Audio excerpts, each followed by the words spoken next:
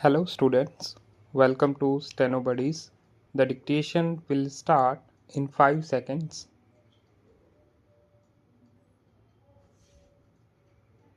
सभापति महोदय, मैं रक्षा मंत्रालय की मांगों का समर्थन करने के लिए खड़ा हुआ हूँ। वर्तमान घटनाओं से पता चलता है कि संसार का हर देश अपनी सुरक्षा के बारे में चिंतित है और उसके लिए हर प्रयत्न कर रहा है। इस दृष्टि से अन्य देशों की तरह हमारे देश में भी मंत्रालय का महत्व है। मुझे इस बात की खुशी है कि जहां अन्य मंत्रालयों की उनके पिछले साल के कामों के बारे में काफ़ी आलोचना हुई है, वहां इस मंत्रालय की कम आलोचना हुई है। इससे पता चलता है कि इस मंत्रालय ने पिछले साल अच्छा काम किया है।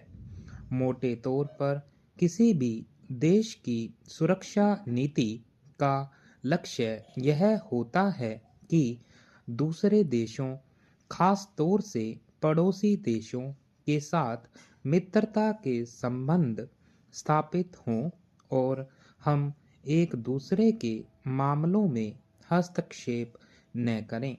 लेकिन उसके साथ यह भी जरूरी होता है कि हम अपने देश की सीमाओं और अखंडता की रक्षा करें। इसलिए हमारे देश का यह कर्तव्य हो जाता है कि हम अपने पड़ोसियों के कार्यों पर पूरी नज़र रखें, क्योंकि आज तक हमारे देश पर जो संकट आए वे हमारे पड़ोसियों से आए हैं।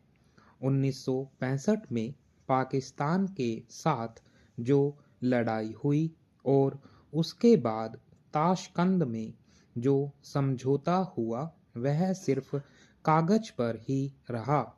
पाकिस्तान ने उस पर कोई अमल नहीं किया। इस दृष्टि से बहुत जरूरी है कि हम अपने देश की सुरक्षा की हर तरह से व्यवस्था करें। हमारा उद्देश्य दूसरों पर आक्रमण करना नहीं है, लेकिन यदि हम पर कोई आक्रमण करे तो हम में इतनी शक्ति अवश्य होनी चाहिए कि हम उसका डटकर सामना कर सकें। आप जानते हैं कि पिछले दिनों पाकिस्तान को अमेरिका और चीन से काफ़ी मदद मिली है। रक्षा मंत्रालय की रिपोर्ट में भी कहा गया है कि पिछले साल अमेरिका ने पाकिस्तान को 1500 करोड़ रुपए की फौजी सहायता दी है। आज जहां हम फौजी सामान के लिए अपने कारखानों की मदद से अपनी शक्ति बढ़ाने का प्रयत्न कर रहे हैं, वहाँ पाकिस्तान संसार के देशों से फौजी सामान खरीद रहा है। अपनी नीति के कारण वह सब देशों से लाभ उठा रहा है। मेरा सुझाव है कि हमको भी अपनी शक्ति बढ़ाने के लिए संसार के अन्य देशों से अधिक फौजी सामान खरीदना चाहिए। आज तिब्बत की सीमा पर चीन की 1.5 लाख फौज खड़ी है। सभापति महोदय, प्रतिदिन छोटी मोटी झड़पें होती रहती हैं। हमारी फौजें बड़े उत्साह से उनके मुकाबले में खड़ी हैं। उनके हौसले बहुत ऊंचे हैं, लेकिन हमारी सरकार का भी यह कर्तव्य है कि उनके हौसले को कभी गिरने न दें। उन्हें हर तरह की सुविधा प्रदान की जाए जिससे उनका आत्मविश्वास बढ़े। मैं मंत्री महोदय से अनुरोध करूंगा कि सरकार अपनी नीतियों के प्रचार का काम ठीक प्रकार से अपनी फौजों से करें, उनको अच्छे अच्छे हथियार दें। अनुसूचित जातियों और आदिवासी जातियों के आयुक्त ने जो अपना प्रतिवेदन प्रस्तुत किया है और उस प्रतिवेदन को देखने से यह प्रतीत होता है कि इसको तैयार करने में उन्होंने बहुत परिश्रम से कार्य किया है।